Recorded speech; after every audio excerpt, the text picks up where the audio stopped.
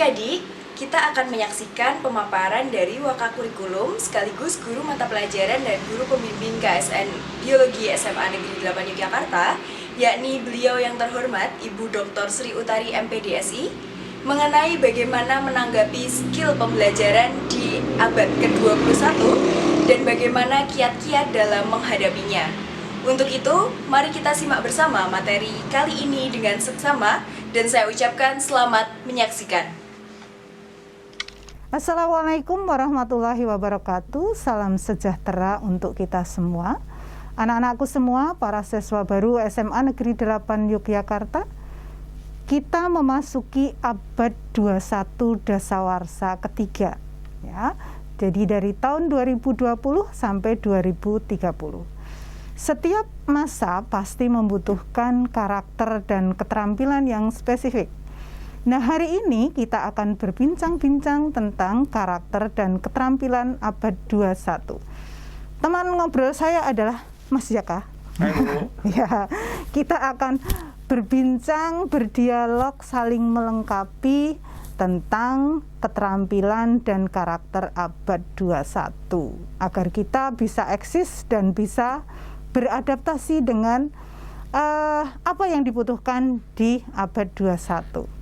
Mas Jaka, ya, Bu. Hari ini kita akan membicarakan 3 hal. Yang pertama adalah karakter dan keterampilan abad 21. Ya. Kemudian yang kedua adalah bagaimana membentuk karakter dan keterampilan abad 21. Baru kemudian saya nanti akan menjelaskan bagaimana pembelajaran abad 21. Nah, sekarang Mas Jaka, yang pertama keterampilan dan karakter abad 21 itu yang seperti apa sih? Saya sering sekali mendengar tetapi kadang berbeda-beda ya antara sumber satu dengan sumber yang lain. Mari kita buat kesepakatan dulu. Ya, yuk Mas Jaka bisa menjelaskan. Saya mau nyambung dulu ke narasinya Bu Ut di awal. Ya, oke. Jadi kita tuh manusia sudah mengalami 4 kali revolusi industri. Kalau revolusi 1.0 ketika ketemu mesin uap, 2.0 ketika ketemu listrik, 3.0 ketika terjadi digitalisasi dan komputasi, 4.0 ketika ada Internet of Things dan sebagainya. Dan setiap zaman kayak Ibu bilang tadi, ada kebutuhan yang bergeser. Mungkin di 1.0 ketika ketemu mesin uap, yang paling dibutuhkan adalah otot. Karena waktu itu orang bekerja dengan otot kan? Ya, di 2.0 berbeda lagi, 3.0, 4.0. Nah di 4.0 ini, di abad 21 ini jadi berbeda. Jadi salah satu sumber yang menurut saya paling oke adalah punya World Economic Forum. WEF adalah forum para kepala negara, para CEO, menteri-menteri ekonomi dan menteri-menteri senior dan lain sebagainya. Mereka berkumpul untuk merumuskan ini dan WEF ini acara 2 tahunan kalau tidak salah. 2015 mereka datang dengan rumusan, Bu. Di abad 21 itu ada beberapa yang dibutuhkan. Satu, ada 6 literasi dasar. Kemudian ada kemampuan skill 4 skill dasar, 4C, kemampuan 4C, kita akan bahas itu. Kemudian ada karakter abad 21. Nah, kita mulai dulu yang 4C kali, Bu ya. Ya, 4C dulu karena itu yang sering kali kita dengar gitu ya. Jadi anak-anak harus lebih paham ini. Apa itu? Diuraikan Mas ya. Dan itu sebetulnya juga diadopsi pemerintah Indonesia di sistem pendidikan kita. Kemampuan 4C ini diajarkan K13 kan fokusnya ke 4C ini. Nah, 4C itu kamu di abad 21 satu punya critical thinking, kemampuan berpikir kritis. Yang kedua harus punya yang namanya creativity and innovations, kreativitas dan inovasi. Yang ketiga adalah kemampuan kolaborasi atau collaborations. Yang terakhir adalah kemampuan communications, kemampuan berkomunikasi. Pecah satu-satu deh. Berpikir kritis itu apa sih? Berpikir kritis itu berpikir out of the box, gampangnya, simpelnya. Nanti kamu bisa belajar lagi di kelas keberbahagiaan bahasa bagi gabung kelas keberbahagiaan bahasa. Tetap promosi. Jadi berpikir kritis itu thinking out of the box, tidak mudah percaya begitu saja, berpikir mendalam, berpikir meluas, menyeluruh, dan berpikir kritis. Ini kenapa relevan? Karena sekarang kan banjir informasi tuh, Bu. Orang kan informasi bisa di mana-mana, media di mana-mana. Betul. Kalau kita tidak punya kemampuan berpikir kritis, maka semua informasi akan kita telan mentah-mentah. Kebalikan dari berpikir kritis adalah berpikir positivistik. Positivistik itu menerima gitu aja. Misal, kalau ada aqua nih, airnya bayangkan ini pura-pura aqua ya, pura-pura aja. Airnya tuh ada di tengah-tengah. Kalau orang berpikir positivistik, dia mengatakan airnya masih setengah. Selesai di situ. Tapi kalau berpikir kritis, airnya kok tinggal setengah. Yang setengah kemana ya? Kok nggak ada?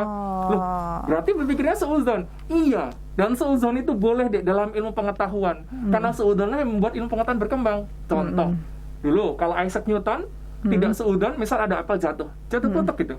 Dia berpikir positivistik, husnuzon. Dia bilang apa? Oh ya sudah, sunatullah. Selesai. Nggak ada pertanyaan berikutnya. Tapi ketika seudon, loh, apanya jatuh kenapa nih? dicari tahu sama dia, oh ada gravitasi, benar nggak sih Bu? Iya benar. Itu juga seringkali terjadi di kelas ketika saya membicarakan tentang hormon gitu ya. Saya bilang, kenapa itu tanaman bentuknya kok piramid, kok bukan yang lain? Nah, berarti kalau yang positif itu tadi, positif, ya itu sudah memang seperti itu, Bu. Padahal itu penjelasannya banyak. Betul. Jadi berpikir kritis itu mempertanyakan kuncinya, mempertanyakan. Loh, Mas ngajarin seudon? Iya, di ilmu pengetahuan kamu harus seudon. Kalau dalam kehidupan sehari-hari nggak boleh, harus seudon gitu. Contoh lagi misal, ada COVID-19 di Wuhan, beberapa orang sakit lalu meninggal. Kalau berpikirnya nggak kritis gimana? Oh ya udah saatnya meninggal. Tapi kan dicari tahu akhirnya, loh kenapa kok meninggal? Oh ternyata ketemu COVID-19. Jadi ilmu pengetahuan itu basisnya salah berpikir kritis. Dan berpikir kritis ini harus dibiasakan, nggak bisa ujuk-ujuk kok berpikir kritis. Maka dari sekarang mulai pertanyakan, kalau ada informasi datang ke kamu, jangan ditelan mentah-mentah. Karena berpikir kritis ini relevan nggak cuma di kehidupan akademik. Jadi kehidupan akademik karena ilmu pengetahuan yang berkembang kalau kita berpikir kritis. Tapi dalam kehidupan sehari-hari penting sekali. Kalau kita nggak punya kemampuan berpikir kritis, dihapusi uang itu ya udah aja iya aja dikasih tahu apa iya. Apalagi di dunia sekarang yang digitalized, yang interconnected dengan informasi beribu-ribu informasi bertubi-tubi, hoax ada di mana-mana. Kalau nggak punya kemampuan berpikir kritis, repot tuh. Maka kemampuan berpikir kritis itu penting. Pemerintah kan punya program untuk mensensor internet, nggak bisa pemerintah selalu mensensor internet. Yang punya kapasitas mensensor adalah dirimu sendiri dengan kemampuan berpikir kritis. Dan caranya gimana? Ya nanti kita bahas, mulai membiasakan untuk mempertanyakan dan seterusnya. Tapi itu satu ya, berpikir kritis. Yang kedua Bu, konon kita akan berhasil kalau punya kreativitas dan inovasi. Kenapa? Karena sekarang pun saya sempat cerita di sesi integritas bahwa perusahaan besar seperti Apple, Google, Microsoft tidak lagi meng-hire orang hanya berdasarkan diplomanya mereka, ijazah mereka, tapi kemampuannya dia. Nah, sekarang ketika begitu banyak orang dengan teknologi macam-macam, kita harus punya kreativitas. Percuma kalau misal, ya nggak percuma juga sih, pintar tapi nggak kreatif, akhirnya gitu-gitu aja. Maka kalau kita akan lebih bisa survive kalau kita punya kreativitas. Di era ini, penemuan-penemuan itu bisa muncul kalau kita punya kreativitas. Kreativitas hanya akan muncul kalau kita diberikan kebebasan untuk berpikir. Bebas berpikir itu nggak salah.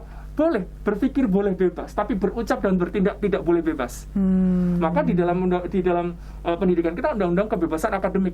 Karena memang di ranah ilmu pengetahuan kita harus memikirkan bebas, diberikan kebebasan berpikir segala hal gitu.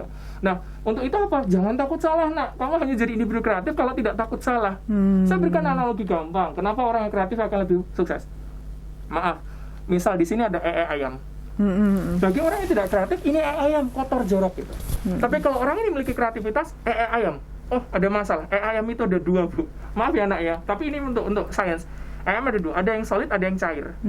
Mungkin ya udah itu ayam cair. Tapi kalau yang kreatif, ini kenapa ayamnya cair? Oh dia sedang diare. Kenapa? Sedangkan semua peternakan ayam itu Bu, kenapa kok bau sekali? Karena kotorannya tipe yang kedua. Yang tadi yang cari itu tadi. Kalau kita kreatif, kita nyari penemuan. Gimana caranya aku menemukan formula obat untuk ayamnya tidak diare? Karena ketika ayamnya diare, satu, produktivitas daging tidak maksimal dong. Yang kedua, gas metana dari kotoran ayam itu bahkan kontribusi ke global warming. Karena salah satu penyebab global warming adalah agricultural gases atau gas yang muncul akibat aktivitas pertanian termasuk peternakan itu. Bagi orang kreatif, kotoran ayam adalah opportunity untuk kemudian menemukan penemuan. Nah inilah yang dibutuhkan sekarang, kreativitas. Dan kreativitas hanya akan muncul kalau kamu mendapatkan kebebasan untuk berpikir, kemudian mengekspresikan rasa ingin tahu kamu kejar, kamu akan menemukan kreativitas. Jadi itu yang kedua Bu. Yang ketiga itu adalah kolaborasi, kemampuan untuk bekerja sama, tapi bukan nyontek loh ya. Ini anak-anak nanti salah dibilangnya kolaborasi ya kita kerjasama nyontek enggak. Kolaborasi untuk sesuatu. Maka nanti kamu ikutlah organisasi, walaupun kita pandemi kamu ikut organisasi nggak apa-apa, ikutlah lomba dalam satu tim. Karena kemampuan kolaborasi menunjukkan kecerdasan emosional seseorang. Kalau kita nggak punya kecerdasan emosional dan sosial, nggak bisa kolaborasi. Maka perusahaan-perusahaan tuh suka tuh, atau kampus-kampus juga ngasih biasa suka tuh sama yang aktif organisasi. Kenapa? Karena dia punya social skills untuk berkolaborasi dengan orang lain dan seterusnya. So yang ketiga adalah kolaborasi. Kompetisi tetap dibutuhkan, tetapi bukan kompetisi yang toksik. Tapi kompetisi dibutuhkan dalam konteks berkolaborasi untuk berkompetisi, untuk meningkatkan kapasitas gitu. Kemudian yang terakhir adalah kemampuan komunikasi. Komunikasi bukan harus komunikasi verbal, tapi komunikasi melalui media digital dan lain sebagainya. So communication skills is very important. Belajarlah untuk berbicara, belajarlah menggunakan sosial media dan sebagainya untuk berkomunikasi dengan cara yang baik. Karena kadang-kadang banyak tuh anak pinter-pinter, tapi karena tidak artikulatif, nggak bisa menjelaskan dengan baik, akhirnya nggak kena gitu. Nah komunikasi juga penting banget, nggak cuma di kehidupan akademik, di kehidupan sehari-hari juga iya. Misal kamu pengen melamar pacarmu, kalau kamu nggak jago berkomunikasi, mempersuasi ya gimana? Nggak yakin nanti orang tuanya terima kamu sebagai menantu kan? Tapi komunikasi memang penting. Jadi overall skill abad 21 versinya WEF itu adalah critical thinking, kemudian creativity innovations, yang ketiga collaborations, yang keempat kemampuan komunikasi. Dan ini nggak bisa di ujuk-ujuk kamu jago makan pil 4C lalu saya bisa 4C. No, it takes process. Makanya nanti menurut saya, saran saya, kamu harus mengambil proses itu. Misal di SMA 8, you mau belajar komunikasi berpikir kritis, ikut kelas keberbakat. You mau belajar promo lagi, you mau belajar kolaborasi, ikut pramuka, ikut OSIS, macam-macam. Jadi menurut saya ini penting untuk anak-anak pahami. Nah, nggak lagi bisa raportku nilai sekian, it's not enough. You have to do more than that. You have to acquire these 4Cs gitu. Kemampuan 4C harus dikuasai gitu. So itu Bu 4C-nya gitu. Iya. Gitu. Itu 4C ya. Yes. Tapi ini agak ditunda dulu biar mereka penasaran nanti di Yes. di kelas keberbakatan nanti akan dapat 4C itu seperti apa. Nah, itu kan yang 4C. Tadi ada lagi karakter ya. Yes. Karakter abad 21 tadi ada 6. Ada 6 karakter abad 21. Nah, karakter abad 21 ada 6, saya harus nyontek karena saya suka lupa. Yang pertama adalah curiosity. Ternyata abad 21 itu butuh orang-orang yang selalu ingin tahu. Dan dengan curiosity kamu nyari tahu, kamu eksplorasi, mungkin ikut kelas riset dan lain sebagainya. Nah, itu tadi yang kita bahas juga bahwa karakter yang paling utama itu adalah rasa ingin tahu, kemudian peduli terhadap permasalahan yang ada di lingkungan. Betul. Rasa ingin tahu tapi nggak sensitif sama kanan kiri ya nggak bisa. Iya. Kalau ingin tahu dan sensitif kanan kiri jadi ketemu rangka akademiknya jadi jelas. Yang kedua adalah inisiatif. Jadi abad 21 itu berinisiatif. Nah, besok kalau misal ya ada tugas nih, jangan nunggu dioyak-oyak. Nak, kumpulin tugas kamu yang inisiatif. Pak, Bu, ada tugas nggak buat saya? PR-nya apa? Karena ini bagian dari karakter, membentuk karakter kamu, membentuk reputasi kamu. Bahwa kamu adalah individu yang punya inisiatif. Kalau kamu nanti masuk OSIS juga tidak individu yang punya inisiatif. Kayak kalau teman kamu sakit ya nanya dulu, kamu kenapa, aku bisa bantu apa, gitu. Atau ya inisiatif itu intinya adalah penting karena kita lebih suka ketemu orang yang punya inisiatif kan. Kita mungkin kalau saya punya pekerjaan akan saya aplikasi ke orang yang punya inisiatif. Kalau saya adalah seorang guru, saya suka murid saya yang punya inisiatif. Cuma ya Bapak Ibu guru juga jangan kemudian galau misalnya banyak tanya sih. Ya nggak apa-apa kan dia punya inisiatif gitu. Tapi inisiatif itu sangat penting. Yang ketiga adalah adanya persistence atau grit, daya tahan. Jadi harus tahan banting gitu. Terpressure harus tahan banting, terpressure harus tahan banting. Jangan dikit-dikit give up gitu. Misal kita ikut lomba A, lalu kalah 5 kali kalah, 10 kali kalah, nggak masalah. Karena ketika kamu persisten, cuma masalah waktu untuk sukses. Saya punya cerita lucu nih soal alumni. Jadi ada kakak kelas kalian namanya Mas Zudi, kalau bisa cari namanya Sparhan Zudi. Mas Zudi ini adalah Mapres UGM tahun ini. Jadi masuk paling pinter di UGM gitulah intinya. Mapres utama UGM. Mas Zudi ini ikut kelas saya itu adalah kelas debat ya. Dan dia tiap hari itu bolos sekolah karena harus debat gitu. Mas Zudi 13 kali lomba nggak pernah sekalipun menang, Bu. Nggak pernah sekalipun menang. Menang pertama pun dia nggak juara 1, juara 3 atau 4 kayak gitu. Dia baru itu. Tapi dia tuh persisten, dia tahan banting gitu. Aku tetap lomba. At one point dia akhirnya menang. Akhirnya apa, Bu? Akhirnya pas SMA itu dia juara banyak lomba, berangkat mewakili Indonesia di debat dunia World Schools ke Kroasia, kemudian masuk ke UGM, masuk debat lagi di UGM, dia juga juara sampai ke Oxford Debate, sampai All Asian, satu Asia, macam-macam gitu. Prestasi internasional banyak, akhirnya jadi Mapres. Iya, ternyata daya juang itu memang dibutuhkan di mana-mana. Sampai saya kalau di OSN ya, karena saya bimbing OSN itu kan cukup lama. Saya selalu bilang ke anak-anak OSN yang baru bahwa anak OSN itu harus ada 2 yang utama. Yang pertama memang dia punya kemampuan di situ. Memang iya dia harus gitu karena OSN itu ya. Yang kedua daya juang itu tadi. Kalau hanya punya satu ini saja nggak punya daya juang nggak bisa. Daya juangnya kuat tetapi ini kemampuan yang ini tidak dikembangkan karena kan memang ini kognitif banget ya. Jadi juga nggak bisa. Jadi daya juang itu di mana-mana memang itu. Betul, dan saya rasa juga banyak tokoh yang kemudian berhasil bukan kenapa-napa kok, tapi karena dia punya daya juang tersebut. Ketika dia jatuh ya udah bangun aja. Jangan jatuh, aduh hidupku menderita, malah nggak ngapa-ngapain nanti. Jadi when you fall just give bangun lagi, raise up, lari lagi, kejar lagi, jatuh lagi. Walaupun pada akhirnya worst case-nya adalah tetap tidak juara, nggak apa-apa. Proses itu membentuk kamu jadi individu yang kuat. Dan grit inilah yang menurut World Economic Forum menjadi satu yang sangat penting, daya tahan, persistensi ya nak ya. Nanti kalau kamu mengalami dalam hidup kamu jatuh bangun gagal, nggak apa-apa. Emang hidup itu isinya gagal dan berusaha lagi, jadi itu nggak masalah. Jadi itu karakter yang ketiga, yaitu persistence atau grit. Yang keempat adalah adaptability, kemampuan beradaptasi. Ini penting sekali untuk mampu beradaptasi ya nak. Kamu nggak bisa kaku dengan saklek, dengan pokoknya aku gini, aku nggak mau. Misal ini pernah nggak Dan kita ngalamin ya Nokia Bu, HP Nokia. Kenapa gagal dan sekarang hancur? Karena dia nggak mau adaptasi dengan digitalisasi. HP Nokia sekarang wassalam. Kodak yang dulu cepret itu juga wassalam. Kenapa nggak mau mengalami digitalisasi? Jadi sejarah menunjukkan ketika kita tidak beradaptasi, kita akan dilibas oleh zaman. Misal Bapak Ibu guru sekarang juga ngasto online kan, kalau nggak mau adaptasi ya nggak bisa gitu. Maka kita harus adaptasi. Kadang-kadang adaptasi itu berjalan dengan smooth, kadang-kadang dengan cara yang tidak menyenangkan. Tapi apapun caranya, adaptasi itu menjadi penting. Apalagi nanti kalau kamu masuk dalam masyarakat global, kulturnya berbeda, cara pandang berbeda, you have to be very adaptive. Misal di kultur SMA 8, di sekolah ini kita mengajarkan anak-anak yang harus punya integritas. Kalau udah biasa nyontek, kamu nggak bisa lagi survive. Tinggalkan itu, masuk ke adaptasi yang baru. Ini beda tempat, bro. Ini tempat di mana orang-orang belajar beneran, bukan pura-pura pintar, tapi pintar beneran. Maka harus benar-benar belajar beradaptasi dengan lingkungan yang baru. Nah itu sama dengan teorinya Darwin ini. Kalau teorinya Darwin kan seleksi alam.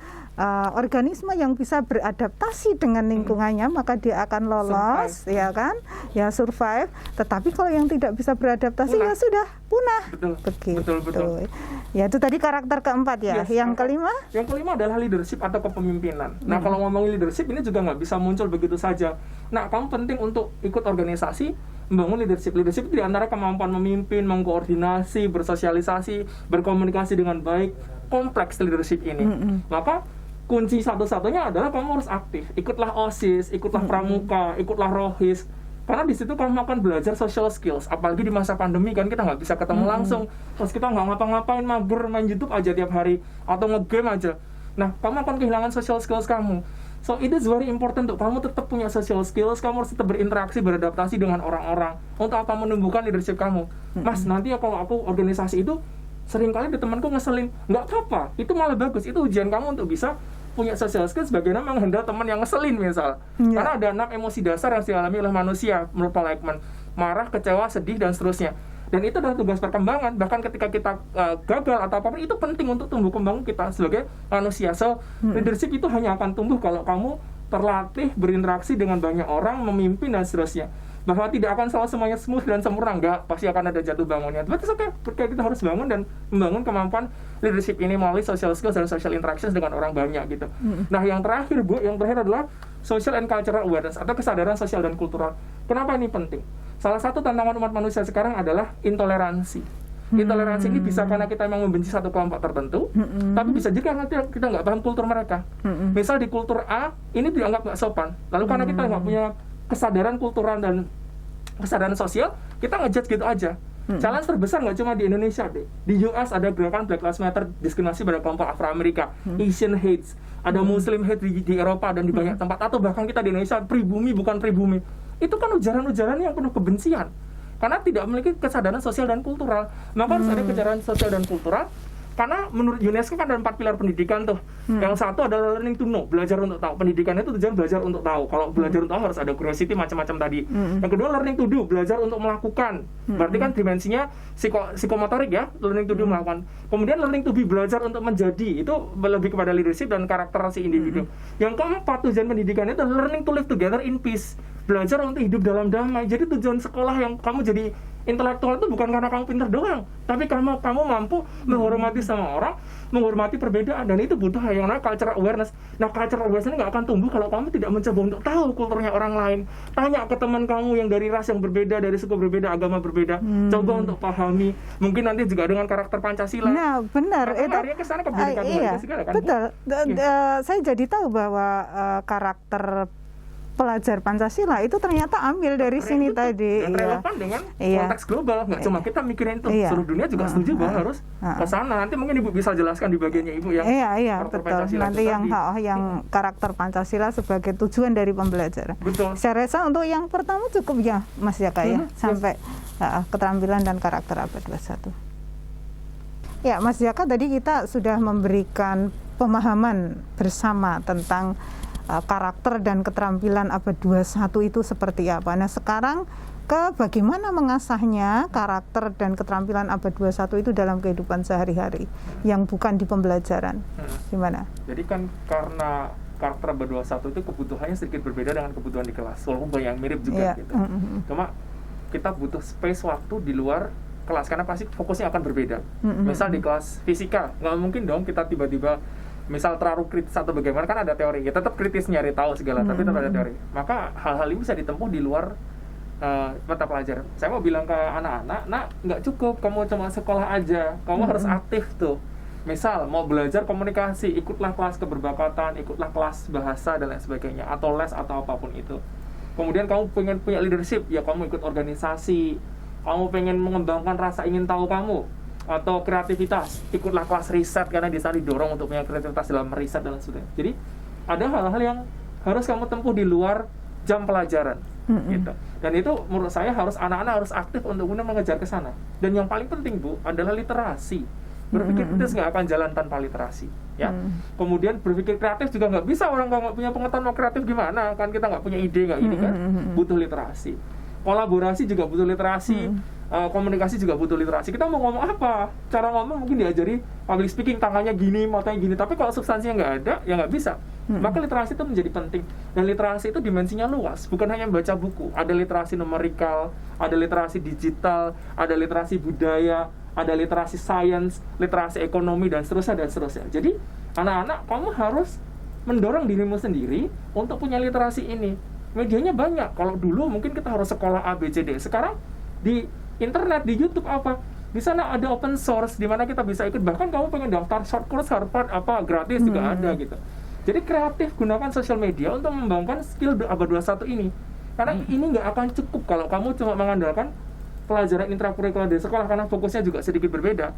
Maka kamu harus kreatif untuk menemukan cara-cara agar bisa mendapatkan semua ini. Dan literasi tidak harus membaca tadi, nonton film juga bagian dari literasi.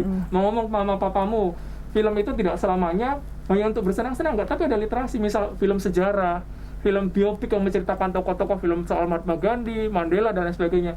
Nah, ini adalah cara-cara pembelajaran kreatif untuk mendapatkan skill abad 21. Kan judulnya belajar kreativitas, ya caranya juga harus kreatif, gitu. Tapi anak-anak harus konsisten, karena problemnya ketika belajar tidak di dalam kerangka kelas itu ya mut-mutan, kalau pas pengen ya belajar, kalau enggak ya udah, gitu. Jadi skill abad 21 dan karakter itu bisa kamu dapatkan kalau kamu aktif, tidak hanya di pelajaran di kelas, tapi juga hal-hal di situ. Take the extra mile, ambil perjalanan yang lebih jauh dibandingkan teman-teman kamu. Usahakan, push yourself, ikut ekstrakurikuler, ikut organisasi-organisasi, belajar online, pelajari hal yang kamu ingin ketahui, dan salah bertanya. Menurut saya itu kuncinya ada di situ. Bertanya itu yang akan buat kita terus maju. Terus ini kenapa? Cari tahu terus, gitu. Kamu akan gagal, kamu akan salah, kamu akan keliru, nggak apa-apa. Pembelajar itu pasti melewati semua. Karena banyak anak tuh takut belajar, Bu. Nanti aku jelek gimana? Nanti aku nggak bagus gimana? Misal mau belajar bahasa asing. Nanti kalau aku jelek, ya semua orang wajar kalau jelek. Kita pernah dengar kan, bule ngomong bahasa Indonesia lalu aneh banget. Apakah kita menghina? Enggak, kita ketawa-ketawa aja kok. Jadi santai aja. Semakin kamu bikin banyak kesalahan, semakin kamu banyak belajar. Tapi kalau kamu memulai untuk salah aja nggak berani, kamu nggak akan pernah bisa belajar. Jadi mulailah, misal mau belajar skill tertentu, ya udah mulai aja jalan dan jangan takut untuk salah. Menurut saya kuncinya ada di situ. Inisiatif, gerak, kreatif, jangan takut salah, dan harus memberi punya energi lebih di luar kurikuler intrakurikuler saja. Karena memang skill-skill ini nggak bisa didapatkan kalau hanya mengandalkan pelajaran di kelas. You have to be really creative and push yourself further, gitu. Jangan cuma mager di situ doang, gitu. Jadi kayak gitu, Bu, kira-kira garis besarnya. Nah, kalau di tempat Ibu sendiri, bagian tentang pembelajar Pancasila itu konsepnya kira-kira kayak gimana? Oh iya, ini jadi untuk pembelajaran abad 21 itu kan memang arahnya nanti adalah karakter pelajar Pancasila, gitu. Nah, ini mungkin cerita dulu dari awal ya. Jadi kita semuanya tahu bahwa ujian nasional itu sudah 2 tahun yang lalu dihapus, gitu ya. Mengapa kok dihapus ya? Nah, dihapus ini karena tidak sinkron dengan abad 21 tadi ya. Karena abad 21 kan harusnya mengembangkan 4C dan 6 karakter tadi. Sementara ujian nasional itu kan biasanya hanya mengukur kognitif saja, gitu kan? Kognitif saja dengan pilihan ganda, begitu. Nah, itu tidak bisa mengukur apa yang ingin dicapai dari pembelajaran, gitu. Nah, sekarang sudah ada namanya asesmen nasional. Diganti, bukan diganti sebenarnya ya. Kalau diganti itu kan seolah-olah sama, padahal tidak. Ini kalau yang ujian nasional itu kan hanya mengukur kognitif. Kalau ini kan asesmen namanya. Kalau asesmen itu beberapa pengukuran Nah, kumpulan dari pengukuran itulah namanya asesmen. Mengapa dikatakan asesmen? Karena di sini asesmen nasional itu nanti ada 3, yaitu asesmen kompetensi minimum, kemudian survei lingkungan belajar, kemudian asesmen karakter, gitu kan? Nah, diharapkan ini ketiganya ini akan memberikan gambaran tentang pembelajaran abad 21 sudah tercapai belum ya? Nah, gitu kan? Nah, oleh karena itu, karena asesmennya sudah dibuat seperti ini, maka nanti pembelajarannya juga pembelajaran abad 21. Pembelajaran abad 21 yang bagaimana? Guru diharapkan mengembangkan model-model pembelajaran yang mengakomodir tadi yang dijelaskan tadi, ada 4 keterampilan abad 21 itu tadi. 4C. Ya, 4C itu. Maka nanti model pembelajarannya mungkin bisa inquiry based learning, discovery learning gitu ya, yang mengakomodir semua keterampilan itu. Sehingga nanti mohon agar anak-anak ini tidak mengeluh, ini kok pembelajarannya kok jadi susah ya. Kita disuruh berkreasi, misalnya kalau di pembelajaran saya ya, disuruh merancang percobaan dan sebagainya. Nah, memang sekarang eranya sudah berubah. Betul. Sehingga kan pembelajarannya ini juga menyesuaikan, sehingga jangan salah kalau misalnya saya tidak mengadakan ulangan pilihan ganda, tetapi saya lebih melihat rancangan kalian ini kreatif apa enggak. Ya, kalau misalnya disuruh merancang percobaan pertumbuhan perkembangan yang dibuat hanya seperti waktu kelas 5 SD itu ada kacang hijau kemudian diberikan, nah itu namanya nggak kreatif ya. Jadi saya nggak akan ulangan harian dengan pilihan ganda gitu, tetapi lebih ke melihat kreativitasnya seperti apa. Jadi jangan mengeluh, ini kenapa ya kok berbeda, ya memang zamannya sudah berbeda gitu kan. Saya jadi ingat ada piramida pengetahuan tuh. Iya. Level pengetahuan kan kita lari ke HOTS ya. Iya, betul. Level terendah pengetahuan itu remembering. Iya. Habis itu kan understanding. Iya. Habis itu applying, habis itu analyzing, evaluating, dan creating. Terakhir ya, mencipta. Iya, gitu. mencipta. Jadi kalau dulu kan kita pembelajaran menghafal ya Bu ya. Iya. Dan menghafal ternyata nggak kepake, udah diambil sama Google. Jadi kan nggak usah menghafal-hafal. Iya. Remembering, understanding, kemudian applying itu lower order of thinking skill. Tapi begitu mulai menganalisis, mengevaluasi, mencipta, itulah ya memang kita harusnya gitu. Ketika asesmennya sudah dibuat hot, maka kemudian pembelajarannya juga harus hot. Gitu kan. Kalau misalnya asesmennya ini kemudian tidak hot gitu, ya juga nggak sinkron lagi karena kita pembelajarannya sudah hot. Jadi memang harus sinkron seperti itu. Nah, kemudian di AKM mungkin anak-anak pada bingung nih, nanti AKM seperti apa ya, karena kemarin sudah dirancang tetapi kan kemudian tidak jadi karena pandemi ini. Nah, nanti kalau di AKM itu untuk AKM-nya nanti kan ada, sebenarnya ada literasi sains, kemudian literasi membaca, literasi numerasi. Tetapi untuk tahap pertama ini sainsnya tidak dulu. Padahal sains ini memang sangat dibutuhkan karena nilai PISA kita itu di bawah rata-rata negara OECD kan. Ya, tetapi ini karena ini nanti dulu lah. Sekarang kita coba dulu yang literasi bahasa dan numerasi gitu. Nah, literasi bahasa dan numerasi di dalam AKM itu tidak bisa langsung kemudian didrill seperti kalau kita ngedrill persiapan ujian nasional.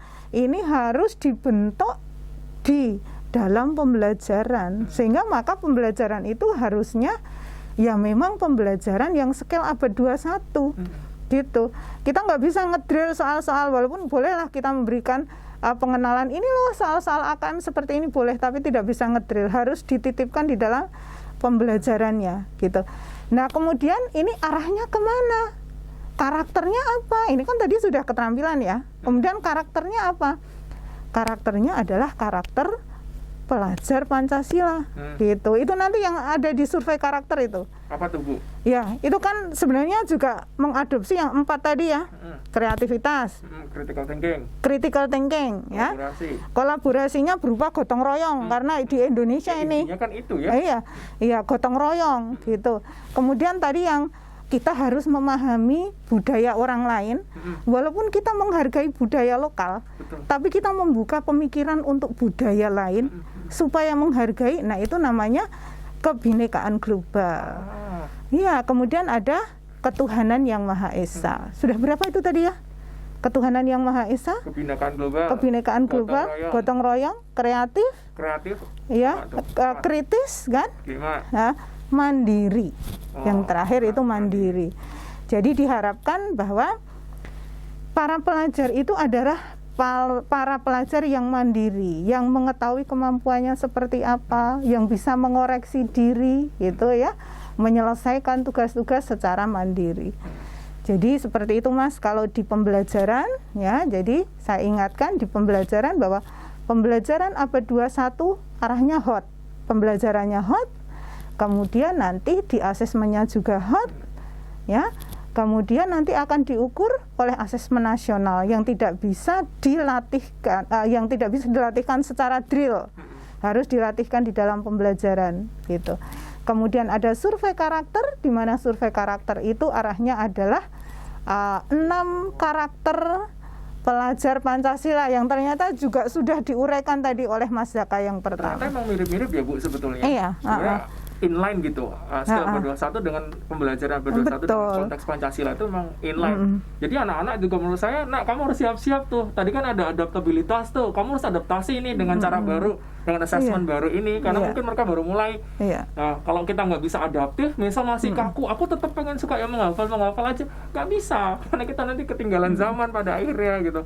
Jadi anak-anak menurut saya harus adaptasi kali Bu ya, ngerti kayak gini. Nanti kalau misalnya anak-anak bingung, bisa nanya ke siapa Bu di sekolah, misal Bu aku bingung nih dengan sistem penilaiannya ini, nanti ke BK atau ke siapa? Iya, ini gini, sebenarnya kan aturan tentang komunikasi sudah kita ada di peraturan akademik, jadi ada ke guru mata pelajaran yang bersangkutan, ke wali kelas, ke bimbingan konseling. Ya, jadi bagaimana nanti komunikasinya sudah diatur di dalam peraturan akademik yang sudah kita sosialisasikan ke para siswa. Nggak usah takut ya nanya ya Bu, karena banyak anak-anak tuh kadang-kadang takut nanya, terus tiba-tiba tugasnya nggak diselesaiin semua, ya, karena takut itu. Pada sama 8 nggak usah takut deh, kamu bingung nanya ke guru mapel, kalau enggak ke wali kelas, habis itu nanti bisa ke BK gitu ya. Nah, takutnya anak-anak itu kan kadang-kadang ya itu tadi, dia menunda terus tugasnya numpuk gitu, padahal dia bingung. Kalau bingung ngomong, jangan takut untuk bertanya dan menyampaikan ke sekolah gitu Bu ya. Iya. Ya, jadi itu intinya untuk pembelajaran abad 21, dan sepertinya anak-anak sudah paham ini Mas Jaka. Kalaupun belum paham, nanti tadi yang pertama boleh nanya. Yang kedua biar mereka penasaran ya. Biar mereka penasaran nanti kalau misalnya pengembangannya saya ingin di debat, nah itu seperti apa gitu. Bisa gabung tuh di kelas-kelas kepribakatan. Iya, kita sudah membicarakan 3 hal yang kita kemukakan yang pertama tadi Mas Jaka. Nah sekarang kita sudah mau nutup nih, ada yang mau disampaikan dari Mas Jaka? Ada Bu, jadi intinya dari pembicaraan ini kamu harus sadar, zaman itu berubah, dan setiap zaman punya tuntutannya masing-masing. Di abad 21, nggak terlalu lagi dibutuhin bocah yang suka menghafal, tapi bocah yang punya critical thinking, bocah yang kreatif dan punya inovasi, yang mampu berkomunikasi dan berkolaborasi dengan orang lain. Selain itu, sangat penting untuk kamu punya karakter ya. Karakter abad 21 tadi ada grit, resilient, adaptabilitas, dan seterusnya, leadership. Dan itu hanya bisa kamu kejar kalau kamu semangat belajarnya. Dan kadang-kadang butuh eksternal, butuh usaha ekstra.